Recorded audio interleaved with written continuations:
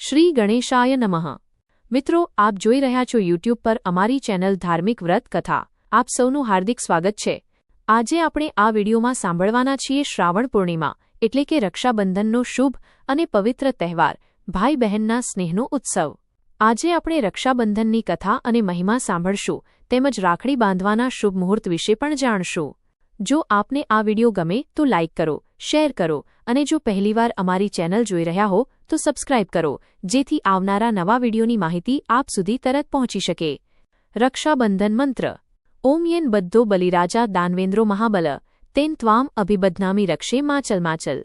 અર્થ: જેમ લક્ષ્મીજીના સૂતરના દોરાથી બલિરાજા બંધાયા હતા તે જ રીતે હે ઈશ્વર, હું જેને આ રાખડી બાંધું છું તેની રક્ષા કરજો।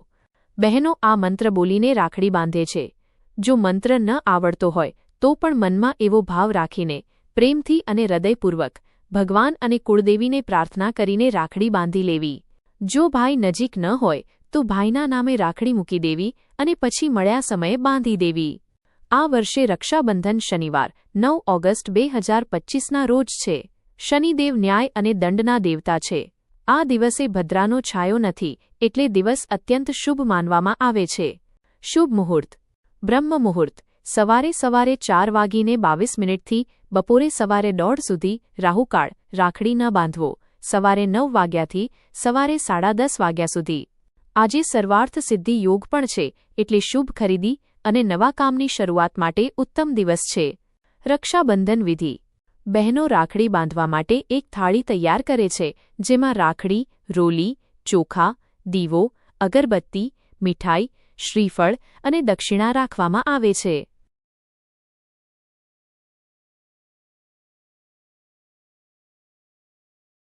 તેમના રાજ્ય પર આક્રમણ કર્યું છે। પોતાનું રાજ્ય બેહાલ જોતા રાજાને ભગવાન સત્યનારાયણ દેવનું સ્મરણ થયું। તેમને સમજાયું કે તેમણે ભગવાનના પ્રસાદનું અપમાન કર્યું હતું અને એ કારણે જ આ દુઃખદ ઘટના બની। રાજા તરત જ તે વડના વૃક્ષ નીચે ગયા જ્યાં લોકો ભગવાન સત્યનારાયણની પૂજા કરતા હતા। તેમણે પ્રસાદ માગ્યો અને પોતાની ભૂલ માટે ક્ષમા યાચી। રાજાનો પસ્તાવો જોઈને ભગવાન સત્યનારાયણ દેવ પ્રસન્ન થયા અને આશીર્વાદ આપ્યા કે તેમનું રાજ્ય ફરી ધન અને સુખથી પરિપૂર્ણ થશે। ભગવાનની કૃપાથી રાજાએ લાંબા સમય સુધી રાજ્યનો કારભાર સંભાળ્યો અને સુખ ભોગવ્યું। અંતે તેઓ સ્વર્ગલોકને પધાર્યા। માન્યતા છે કે શ્રાવણ માસની પૂર્ણિમાની આ કથા સાંભળવાથી સર્વે મનોકામનાઓ પૂર્ણ થાય છે અને બાજપેયી યજ્ઞનું ફળ પ્રાપ્ત થાય છે। શ્રાવણ પૂર્ણિમા અને લક્ષ્મીજીનો સંબંધ। પૂર્ણિમા તિથિ લક્ષ્મીજીને અત્યંત પ્રિય છે। લક્ષ્મી દેવીનું સ્થાન સમુદ્રમાં છે અને તેમનો સંબંધ ચંદ્રમા સાથે પણ છે કારણ કે ચંદ્રમા તેમના ભાઈ છે। તેથી આ દિવસે માતા મહાલક્ષ્મી અને ભગવાન નારાયણની પૂજા કરવામાં આવે છે। ઘરના ઈશાન ખૂણામાં પૂર્વ ઉત્તર ખૂણો અખંડ દીવો પ્રગટાવવામાં આવે છે જે આખી રાત પ્રજ્વલિત રહે છે। અમાવસ્યા અને પૂર્ણિમા બંને લક્ષ્મીદેવીને પ્રિય તિથિઓ છે। ચંદ્રદેવની પૂજા કરતી વખતે કાચા દૂધ અથવા શુદ્ધ જળમાં ચપટી ચોખા અને ચપટી કંકુ નાખીને અર્ઘ્ય આપવો અને લક્ષ્મીજીનું સ્મરણ કરવું શુભ માનવામાં આવે છે। પૂર્ણિમાનું વ્રત સૂર્યોદયથી શરૂ થાય છે અને ચંદ્ર દર્શન થયા બાદ પૂર્ણ થાય છે। બીજા દિવસે દાન પુણ્ય કરી શકાય છે। પૂર્ણિમાના દિવસે કરવાના ખાસ ઉપાય। મન બેચેન હોય તો ભગવાન સોમનાથની પૂજા કરવી। મૃત્યુંજય મંત્રનો જાપ કરવો ઉત્તમ મનાય છે। પૂર્ણિમાના દિવસે સમુદ્ર અને નદીઓમાં ઓટ ભરતી આવે છે અને વાતાવરણ પર પણ તેનો પ્રભાવ પડે છે। ચંદ્રમા 16 કળાએ ખીલીને વાતાવરણને મોહક બનાવે છે, અમૃત વરસાવે છે। તેથી પૂર્ણિમાની રાત્રે ચાંદનીમાં બેસવાથી આરોગ્ય લાભ મળે છે। રક્ષાબંધનની પૌરાણિક કથા। વામન અવતાર। ભગવાન શ્રી નારાયણે વામન અવતાર ધારણ કર્યો ત્યારે તેઓ પોતાના ભક્ત બલિરાજા પાસે આવ્યા અને 3 પગ જમીનની માંગ કરી। બલિરાજાએ આનંદપૂર્વક મંજૂરી આપી। ભગવાને 2 પગમાં જ સમગ્ર બ્રહ્માંડ માપી લીધું। ત્યારબાદ પૂછ્યું, હવે ત્રીજો પગ ક્યાં મૂકું? બલિરાજાએ કહ્યું, પ્રભુ, મારા મસ્તક પર તમારો ત્રીજો ચરણ મૂકો અને મને તમારા ચરણોમાં સ્થાન આપો। ભગવાને બલિરાજાને પાતાળ લોકનું રાજ્ય આપ્યું। બલિરાજાએ વરદાન માગ્યું કે ભગવાન 4 મહિના સુધી પાતાળ લોકમાં તેમની સાથે રહેશે। જ્યારે માતા લક્ષ્મીને ખબર પડી કે ભગવાન નારાયણ પાતાળ લોકમાં બલિના દ્વારપાળ બન્યા છે ત્યારે તેઓ વૈકુંઠ છોડીને બલિરાજા પાસે આવી। લક્ષ્મીજીએ કહ્યું, મારા ભાઈ નથી, શું હું તમને ભાઈ બનાવી શકું? બલિરાજાએ સહેમતી આપી. લક્ષ્મીજીએ બલિરાજાને અને તેમની પત્નીને રાખડી બાંધી. બલિરાજાએ પૂછ્યું, બહેન, તમે શું માંગો છો?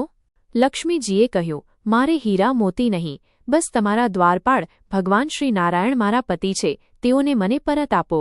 આમ રક્ષાબંધનના આ પ્રસંગે લક્ષ્મીજી ભગવાન નારાયણને પરત વૈકુંઠ લઈ ગઈ અને બલિરાજા તેમના ભાઈ બન્યા. દેવરાજ ઇન્દ્ર અને વૃતાસુર વચ્ચે ભીષણ યુદ્ધ થયું. આ યુદ્ધ દરમિયાન દેવરાજ ઇન્દ્રની રક્ષા માટે તેમની પત્ની ઇન્દ્રાણી સચીએ શ્રાવણ પૂર્ણિમાના દિવસે તેમની કળાઈ પર રાખડી બાંધી. તેના આશીર્વાદ અને સ્નેહથી દેવરાજ ઇન્દ્ર યુદ્ધમાં વિજયી થયા. આમ આ કથા દર્શાવે છે કે રક્ષાબંધનના દિવસે પત્નીએ પણ પતિની રક્ષા કરી હતી. ત્રીજી કથા અનુસાર સિકંદરે જ્યારે સમગ્ર વિશ્વ જીતી લીધું અને ભારતની સીમામાં પ્રવેશ કર્યો, ત્યારે તેમના સામે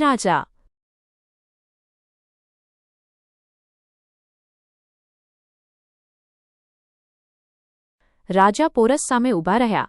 રાજા પોરસ અત્યંત પરાક્રમી અને બળશાળી હતા. સિકંદરે પહેલા જ યુદ્ધમાં તેમને હરાવી દીધા હતા. ત્યારબાદ રાજા પોરસની પત્નીએ તેમના પતિની રક્ષા માટે રાખડી બાંધી. રાજા પોરસે વિચાર્યું કે એક નાનો દોરો તેમની રક્ષા કેવી રીતે કરશે. પરંતુ જ્યારે ફરી સિકંદર અને રાજા પોરસ સામસામે ઊભા થયા અને તલવાર ઉઠાવી, ત્યારે સિકંદરની નજર રાજા પોરસની કલાઈ પર બાંધેલી રાખડી પર પડી. તે રાખડીનું સન્માન કરીને સિકંદરે પોતાની તલવાર મૂકી દીધી અને રાજ્ય પાછું આપીને ચાલ્યા ગયા. આ રીતે રક્ષાબંધનનો તહેવાર બતાવે છે કે આ દિવસ રક્ષા અને સ્નેહનું પવિત્ર પ્રતીક છે.